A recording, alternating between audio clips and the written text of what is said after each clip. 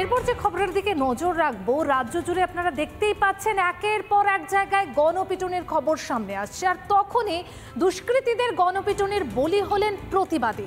তারস্বরে mic বাজানোর প্রতিবাদের মূল্য প্রাণ দিয়ে চোকাতে হলো পান্ডুয়ার আশিস দাস বাউলকে। ঘটনায় এখনো পর্যন্ত 2 জন গ্রেপ্তার।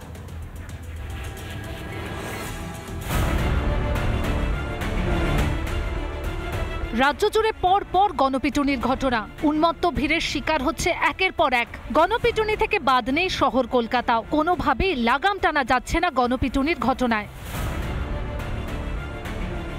বউবাজার সল্টলেকে পিটিয়ে খুনের ঘটনায় হইচইয়ের মধ্যেই এবার শিরোনামে হুগলির পান্ডুয়া। দ্বারবাসিনী এলাকায় তারস্বরে মাইক বাজানোর প্রতিবাদ করায় গণপিটুনির বলি আশিস বাউল দাস নামে বছর 25-এর এক যুবক। বেধড়ক মারধর করা হয়। মারধরের তীব্রতা এতটাই ছিল, মার খেতে খেতে আশিস বাউল দাস ঠিক এই জায়গাটায় লুটিয়ে পড়ে, মাটিতে লুটিয়ে পড়ে। তারপরেও তাকে মারধর করা হয় বলে স্থানীয় সূত্রে জানা যাচ্ছে। যখন সংজ্ঞাহীন অবস্থায় ঠিক এই জায়গাটায় পড়েছিল আশিস বাউল দাস। বৃহস্পতিবার রাতে মারধরের ফলে শনিবার রাতে মৃত্যু হয় তার। প্রতিবাদ করার জন্য যদি এরকম মারধর খায় তাহলে এ তো মানে শাস্তি অবশ্যই দরকার। মানে ওনার গায়েতে পড়ে যাওয়ার জন্য, যে আমার গায়েতে তোরা পড়ে যাচ্ছিস কেন, তোরা যা করছিস কর না ওদিকে, তার জন্য ওকে মোটরসাইকেল থেকে টেনে নিয়ে এসে বুকে লাথি মারে। আর হাড়ের লেগেছিল, মানে ইটের গাদায় ফেলে দিয়েছিল। ওই বিশ্ববিদ্যালয়ে মেলা হচ্ছিল মনসা পুজো, আমরা ওখান দিয়ে যাই, দিয়ে গড়ুইগেরের আর আপনার বহুপাঠির ওরা মাইক নিয়ে, ওদের মধ্যে কি প্রবলেম হয় আমরা জানি না। আমরা ওইখান দিয়ে আমরা বাড়ি ফিরে যাচ্ছিলাম, দিয়ে আমরা যেতে যেতে ওদের গাড়িটা ওরা ঠেকিয়ে ফেলে কিংবা আমাদের থেকে যায়, এরকম একটা যা কিছু হয়েছিল। যে ওর মধ্যে আশিসের সঙ্গে তর্ক বিতর্ক হয়, যে তারপরে আশিসকে গাড়ি থেকে নামিয়ে বুকে লাথি মারে। ঘটনায় ইতিমধ্যেই গ্রেপ্তার হয়েছে 2 জন। রাজ্য জুড়ে কখনো শিশু চুরি, কখনো মোবাইল চুরির গুজবের জেরে গণপিটুনির ঘটনা ঘটছে। প্রতিবাদীকে পিটিয়ে মারার ঘটনা বাংলার আইন শৃঙ্খলা নিয়ে আরও একবার প্রশ্ন তুলে দিল। হুগলি থেকে সুনন্দা দত্তের রিপোর্ট, রিপাবলিক বাংলা।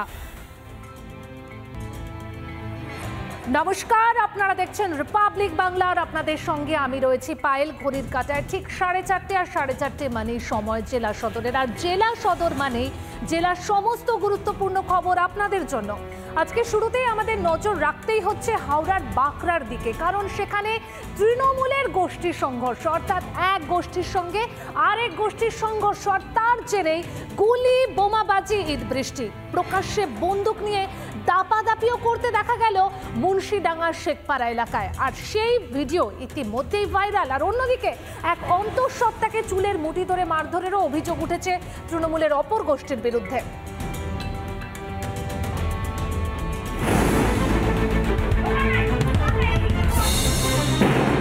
হাওড়ার বাঁকড়ায় মুড়ি মুরগির মতো পড়ল বোমা। তৃণমূলের 2 গোষ্ঠীর সংঘর্ষে চলল গুলি, প্রকাশ্যে বন্দুক নিয়ে দাপাদাপি মুন্সিডাঙ্গার শেখপাড়া এলাকায়। ভাইরাল হয়েছে সেই ভয়ঙ্কর ছবি। না হলো 20-25টা বোম পড়েছে, ইট যত ইট সব এই বাড়িতে এসে এইগুলো সব ইট মেরে সব ভাঙা চড়া করে গেছে, এই ঘরটা ভেঙে গেছে। না হলেও 30-40 জন হবে। এই চালটা পুরো নেবে দিয়েছে বোমে, দেখে যান। চলে ঈদ বৃষ্টি, উঠছে বাড়ি ভাঙচুরের অভিযোগও। তৃণমূলের পঞ্চায়েত সদস্য মিন্টুর বিরুদ্ধে হামলার অভিযোগ দলেরই একাংশের। এখানে অভিযোগ মিন্টুর বিরুদ্ধে, যে মিন্টু তৃণমূল করে, সেই ফারুক তৃণমূল করে। মিন্টু আর ফারুকের মধ্যে লড়াই, দুজনেই তৃণমূল করে। শুধু আমাদের ফ্যামিলিটা হচ্ছে 34 বছর ওরা সিপিএম করেছে। এই দাঁড়াও আমাদের কাউকে ভোট দিতে দেয় না। আর যে নাসিম আছে ওখানে। আপনারা এখন কোন দল করেন? আমরা টিএমসি করি। অবশ্যই টিএমসি করে। মানে এটা আদতে টিএমসির সঙ্গে টিএমসির লড়াই। হ্যাঁ, আমার ছেলেরা সবাই এখন যেটা এসছে তার সঙ্গে থাকতে হবে। তো সন্ত্রাসের কবলে এক অন্তঃসত্ত্বাও। পঞ্চায়েত সদস্যের অনুগামীদের বিরুদ্ধে আক্রমণের অভিযোগ। তৃণমূলের সদস্য হলেও তাদেরকে সিপিএম এর সদস্য বলে দেখিয়ে দেওয়ার চেষ্টা চলছে, অভিযোগ একাংশের। অপরাধটা কি বলুন তো? আপনি কি তৃণমূল করেন? হ্যাঁ, তৃণমূল। হ্যাঁ, একই পার্টি, একটাই পার্টি এখানে। আপনাদের অপরাধ? আমাদের কিচ্ছু অপরাধ না। আপনারা বলছেন আপনারা তৃণমূল করেন, কিন্তু আপনাদেরকে দাগিয়ে দেওয়া হচ্ছে আপনারা সিপিএম। হ্যাঁ। পাল্টা স্থানীয় তৃণমূলের পঞ্চায়েত সদস্যের ভাইয়ের উপর হামলার অভিযোগ পরিবারের। আমার দেওয়ার বাজারে যায়, যাতে তাকে হামলা করে, খুব হামলা করে সিপিএমরা। কি করে? বাজারে গিয়েছিল মুরগির মাংস কিনতে। কি দল করে? টিএমসি। আচ্ছা, সিপিএনরা হঠাৎ ওকে হামলা করে, ও এবারে জান বেঁচিয়ে চলে আসে, খুব মেরেছে, মারধর খুব করেছে। পশ্চিমবঙ্গে আইন শৃঙ্খলা যে ভয়ঙ্কর অবস্থা সেটার সঙ্গে আমরা সকলে পরিচিত, কিন্তু সমস্যা হচ্ছে কি সেগুলো শুধরানোর কোনো নাম নিচ্ছে না। এই জিনিস কবে থামবে জানি না, কিন্তু সারা বাংলার আইন শৃঙ্খলা পরিস্থিতি দ্রুত অবনতি হচ্ছে, এটা নিশ্চয়ই বলতে পারি। ঘটনাস্থলে পৌঁছয় পুলিশ বাহিনী, উত্তেজনা গোটা এলাকায়। হাওড়া থেকে বিশ্বনাথ দাস ও ভাস্কর বসুর রিপোর্ট, রিপাবলিক বাংলা। সত্যি এই ঘটনা প্রশ্ন তুলে দিচ্ছে, কোনোভাবেই যেন লাগাম টানা যাচ্ছে না গণপিটুনির ঘটনার। অন্যদিকে প্রতিবেশীর সঙ্গে বচসার জেরে গুলি চলার ঘটনা, আশঙ্কাজনক অবস্থায় আরজিকর হাসপাতালে ভর্তি নিমতার ব্যবসায়ী হাফিজুল শেখ, গ্রেপ্তার অভিযুক্ত ফারুক আহমেদ। কিছুদিন আগে বেলঘড়িয়ার ব্যবসায়ীর গাড়ি লক্ষ্য করে পরপর গুলি ছোড়া হয়েছিল, সেই ঘটনার কথা প্রত্যেকেরই মনে রয়েছে। কিন্তু এরই মধ্যে আবারও সেই একই ঘটনার পুনরাবৃত্তি। এবার উত্তর দমদম পৌরসভার ফতুল্লাপুরের যে 29 নম্বর ওয়ার্ড, সেই ওয়ার্ডে হঠাৎ করে গতকাল মধ্যরাতে শুটআউট। উত্তর দমদম পুরসভার ফাতুল্লাপুর, শনিবার রাতে শুটআউটের ঘটনায় এখনো থমথমে এলাকা। ঠিক কি ঘটেছিল?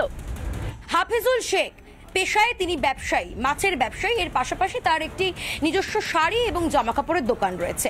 গতকাল রাত্রিবেলা তারই একজন প্রতিবেশী ফারুক আহমেদ তাকে ফোন করে বাইরে ডেকে পাঠায়, বাড়ির বাইরে। তৎক্ষণাৎ হাফিজুল শেখ বাড়ির বাইরে বেরোয় এবং তারপরে গুলি করা হয় সরাসরি হাফিজুল শেখের পেটে। ঠিক কি কারণে হাফিজুলকে গুলি করে ফারুক, তা নিয়ে ধোঁয়াশায় পরিবার ও প্রতিবেশীরাও। এই জায়গায় যখন তাকে গুলি করা হয় তখন সে কিন্তু মাটিতে লুটিয়ে পড়ে, এমনটাই জানাচ্ছেন তার প্রতিবেশী থেকে শুরু করে তার স্থানীয় বাসিন্দারাই। ফোন করে ডেকেছে, ফোন করে বাইরে এসেছে, ছেলে এসেছে আগে। ছেলে আসার পরে ছেলে দাঁড়িয়ে রয়েছে, বাপকে গুলি করেছে সামনে, ছেলের সামনে। আমি সকালে কাজে যাচ্ছি তখন জানতে পারলাম। তো ফারুক ওকে ডেকেছে বাড়ি, এবারে ও বলল যে পোল মাথায় আয়, তা ও বললো আমি এখন যেতে পারবো না, বলে তাহলে তোদের বাড়ির সামনে আয়। আচ্ছা, ও ওপরে নিচে লেবেছে, তখনই ঘটনাটা। গুলি কটা করেছে আমি শুনেছি, একটা পেটে গুলি করেছে দেখলাম, আর নিয়ে চলে গেল সঙ্গে সঙ্গে ঘোলা পানিহাটি হসপিটাল, ওখান থেকে নিল না, ওরা নিয়ে গেল আরজি কলেজ, ওখানে এখন। কাকে গুলি করলো, কি নাম তার? ওনার নাম হাপি করে ডাকে, হাফিজুল। কেন গুলি করলো বলে মনে হচ্ছে? এটা ঠিক আমরা জানি না, কেন গুলি করলো, কিসের জন্য করলো সেটা আমরা জানি না। আশঙ্কাজনক অবস্থায় আরজিকর মেডিকেল কলেজে চিকিৎসাধীন হাফিজুল শেখ। ঘটনায় মূল অভিযুক্ত ফারুক আহমেদকে গ্রেফতার করেছে পুলিশ। ফারুকের কাছ থেকে উদ্ধার হয়েছে অস্ত্র। কোনো রকম অপ্রীতিকর পরিস্থিতি এড়াতে হাফিজুল শেখের বাড়িতে পুলিশ বাহিনী মোতায়েন করা হয়েছে। আনন্দমোহন ঝা, এলিনা ভট্টাচার্য, সৈকত পালের রিপোর্ট, রিপাবলিক বাংলা।